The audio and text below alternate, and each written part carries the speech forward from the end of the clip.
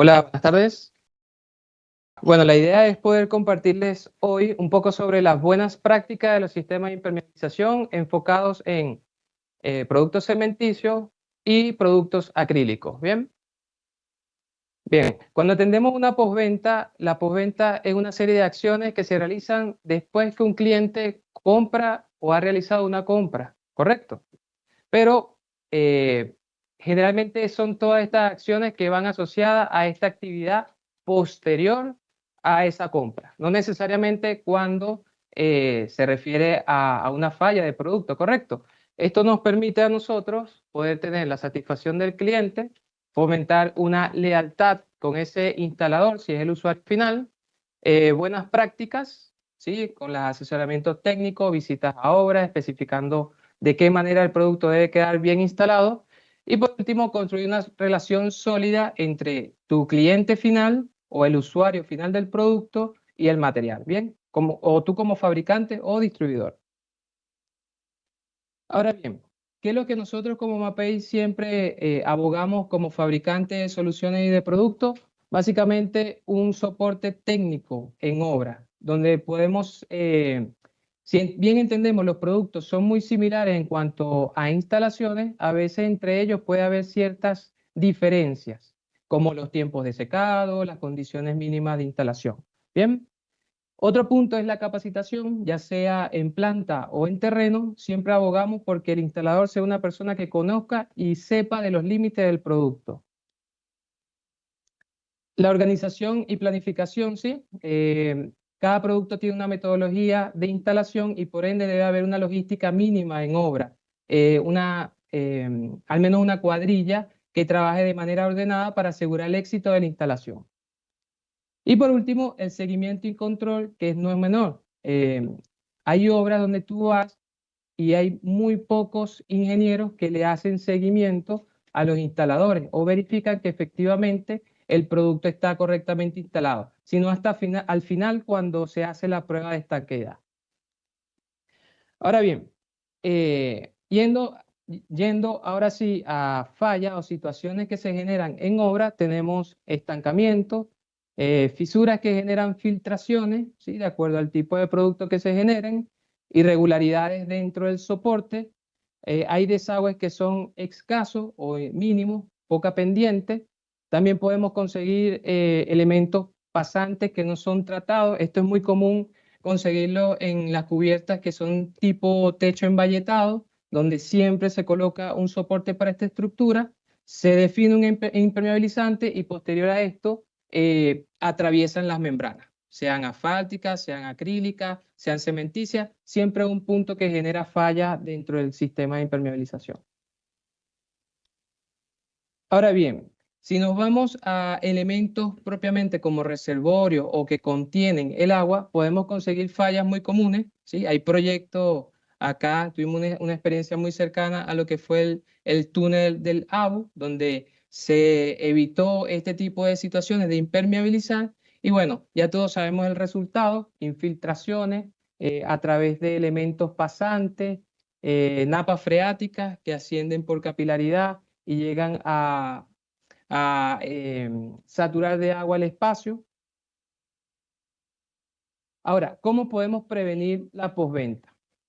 Básicamente nosotros siempre damos esta receta y la compartimos con los instaladores dentro de nuestras especificaciones técnicas porque la clave de que el producto quede correctamente instalado es esta, ¿sí? La preparación del soporte. Si es una membrana adherida, como trabajan los cementicios o la membrana acrílica, el soporte tiene que estar bien limpio, ¿ok? Con unas condiciones mínimas para que se pueda instalar correctamente el producto. Luego de eso debemos tratar las singularidades o todas estas puntos que son críticos, aristas, encuentros, puntos de drenaje. Tenemos también luego la elección del sistema impermeabilizante adecuado. Sé que hubo ponencias anteriores donde mencionaban que habían productos que cambiaron y tuvo problemas, por ejemplo, en el hospital por un cambio de especificación técnica donde quizás el producto no era el adecuado, ¿sí? O quizás falló algunos de estas etapas, ¿bien? Ahora bien, ¿qué es lo que nosotros debemos asegurar para asegurar ¿qué debemos asegurar para que el producto quede correctamente instalado? Valga la redundancia. La integridad del soporte. Debe ser un soporte rígido, estable, seco, ¿sí? Las membranas, tanto acrílicas o cementicias, tienen que verificar si forman barrera de vapor. Si hay una humedad por encima del 4%, es posible que existan humedades, ampollamientos que generen fallas en la instalación de la membrana. Luego debe tener una resistencia, el producto debe estar seco, mínimo al menos 15 megapascales a tracción para que el producto esté correctamente adherido al soporte. Y por último, cuando habla de compacidad, debe ser un material compacto, que no se desgrane al yo hacer un esfuerzo de abrasión, ¿ok? Bueno, la limpieza es fundamental. He visto muy buenas prácticas en algunas empresas que trabajan instalando productos, que se dedican a la preparación de superficie con un desbaste, un pulido, luego de eso hace un aspirado para mitigar cualquier polución o contaminante superficial. Sabemos que en esta época de verano es común que el hormigón utilice muchas membranas de curado, y esto genere una capa que disocia cualquier material líquido que trabaje adherido al soporte. Por eso siempre recomendamos una preparación mecánica un poco para remover esa capa superficial que me genera o una exudación o una capa de contaminante que afecta la adherencia de mi membrana. Y por último, la planitud o la planicidad.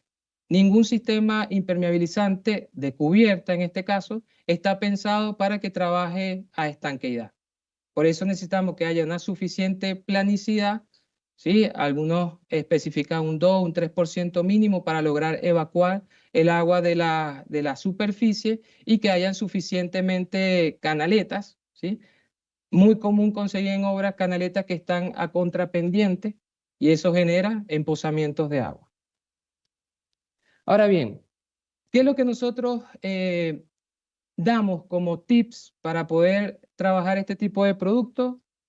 Por ejemplo, estos encuentros son puntos críticos donde generalmente el agua accede o ingresa a mi recinto. Por eso nosotros no definimos un geotextil convencional. He visto en obras incluso geotextiles que trabajan con 30 gramos por metro cuadrado, que parece un papel. En cuanto a eso, esa unión empieza a trabajar por choques térmicos, se va a fisurar. Es por eso que nosotros recomendamos una banda engomada que también es estanca, que en caso de que llegara a fallar la membrana impermeabilizante, sirve como refuerzo para asegurar la estanqueidad en el sistema.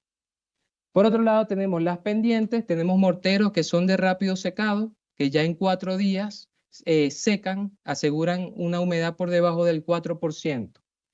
Tenemos situaciones en que tenemos las juntas frías, donde las reforzamos con la misma banda engomada, desagüe, elementos preformados, hay muchos elementos preformados que están dentro del mercado que sirven para los bajantes de agua de lluvia. En los elementos pasantes también tenemos selladores de poliuretano, en el caso de evitar cualquier ingreso a esos puntos. Y para las juntas estructurales, bandas de poliolefina flexible que se instalan en forma de omega y llevan un sello de poliuretano para al final dar la estanqueidad. ¿Bien? Ahora bien, cuando hablamos de productos cementicios, la partícula del cemento como tal es un material que es básicamente rígido, ¿ok? Que no está sometido a elongaciones. Pero si nosotros definimos en un proyecto un material cementicio en cubierta, tenemos que saber que va a trabajar con choques térmicos. Es por eso que nosotros hemos traído una innovación dentro del mercado que es el producto Mapelasti.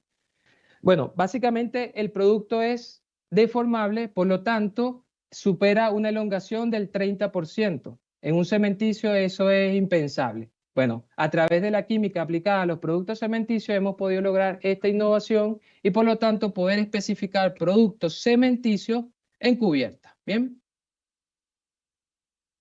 Ahora bien, ¿en qué se basa Mapei para producir sus productos? No solamente es un criterio Mapei, sino que a nivel de Europa trabajan bajo normativa, la EN 1504, que define todas las características y condiciones para no solamente la impermeabilidad del elemento estructural, sino también la impermeabilización y protección. Sabemos que el hormigón no solamente es afectado por sus patologías, por la humedad, a través de la corrosión, sino que también lo ataca la carbonatación y los ataques con cloruro. Bien, es por eso que incluso el Mapelasti tiene certificados de protección y también impermeabilización del material. Bien. ¿Cuáles son esos requisitos que se evalúan en la norma EN? Básicamente hacen caso a todos estos parámetros. Y entre esos parámetros, las membranas impermeables líquidas deben de cumplir con estas tres categorías. Uno es la penetración del agua contra contaminantes, cloruro y dióxido de carbono, por las patologías que les he mencionado. Y luego proteger contra la humedad excesiva, condensación, filtraciones, contra la corrosión de armadura debido a la baja resistividad del hormigón. Es decir, cuando el hormigón pierde el pH y empieza la carbonatación. ¿Ok?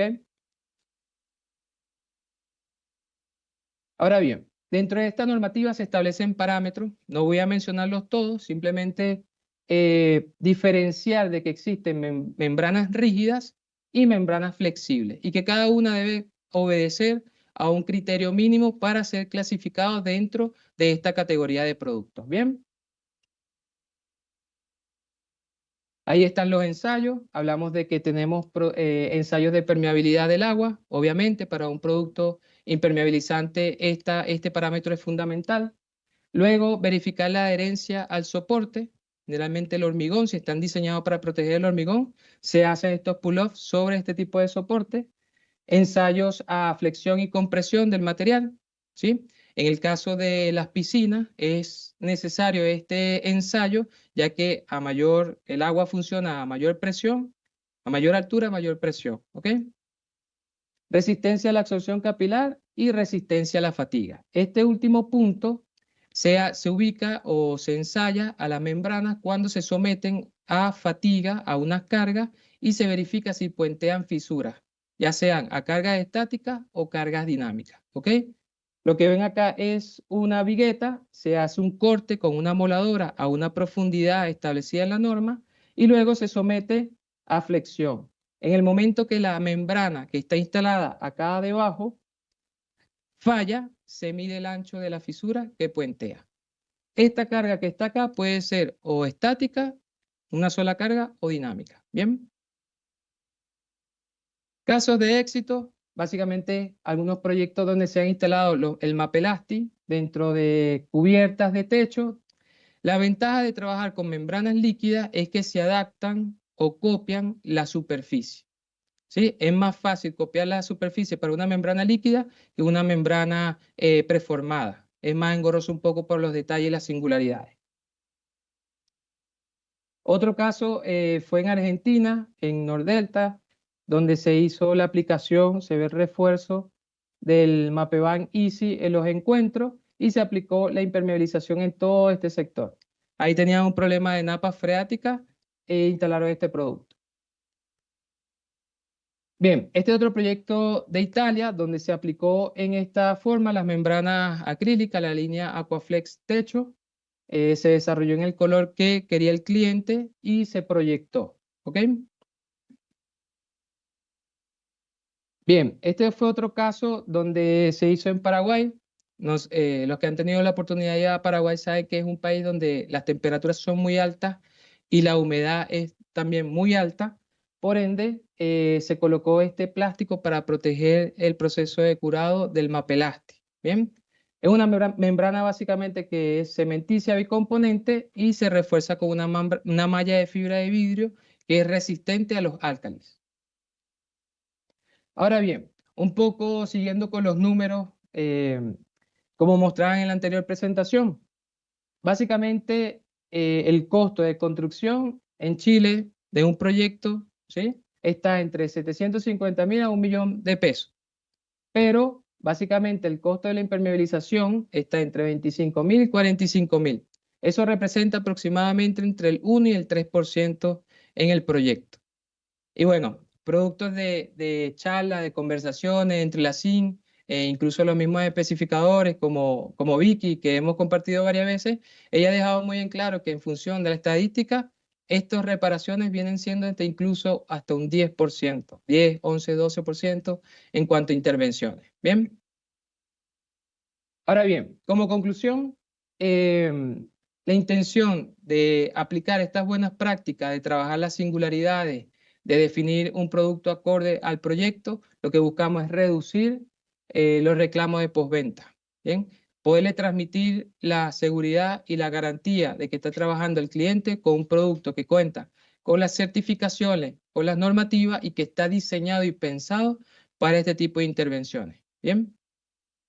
Y por último, bueno, evitar costos adicionales.